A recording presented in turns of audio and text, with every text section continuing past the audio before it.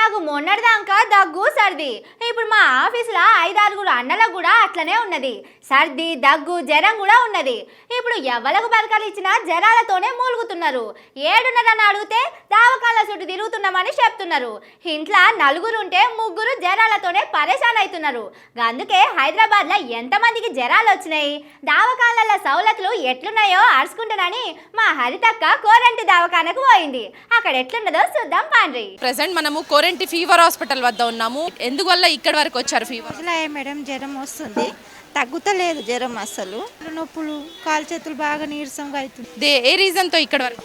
నాకు నడుములు వస్తున్నాయి, కాలు చేతులు గుంజుతున్నాయి. వారం నుంచి అయితే జ్వరం ఉంది. నాకు బాగా ఫుల్ జ్వరం ఉంది, రాత్రి నుంచి ఫుల్ ఫీవర్ వచ్చింది.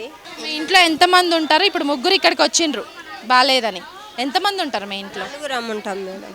ఫుల్ జ్వరము రాత్రి నుంచే స్టార్ట్ అయింది, ఫుల్ ఫీవర్ వచ్చింది. ఏమైంది? ఫీవర్ ఉంది, 1 వీక్ నుంచి ఉంది. కాళ్ళు నొప్పులు, ఫీవర్. అవును, హెడేక్ కూడా ఫుల్ ఉంది. ఒక్కతేనా ఇంట్లో ఇంకెవరైనా కూడా సఫర్ అవుతున్నారు? మమ్మీ ఇంకా వదిన.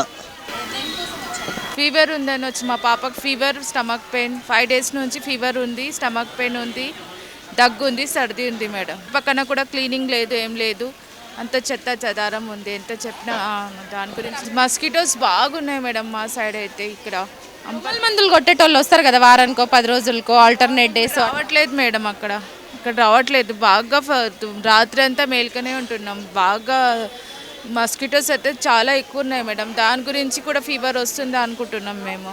నిజంగా పబ్లిక్ చాలా వరకు సఫర్ అవుతున్నారు. సో దోమల బారిన పడి కొందరు డెంగ్యూ, మలేరియాతో బాధలు పడుతుంటే, ఇక విష జ్వరాలు, వాతావరణంలో వస్తున్నటువంటి మార్పుల వల్ల విష జ్వరాలతో ఇబ్బందులు పడుతున్న వాళ్ళ సంఖ్య రోజుకో ఇంత పెరుగుతుంది.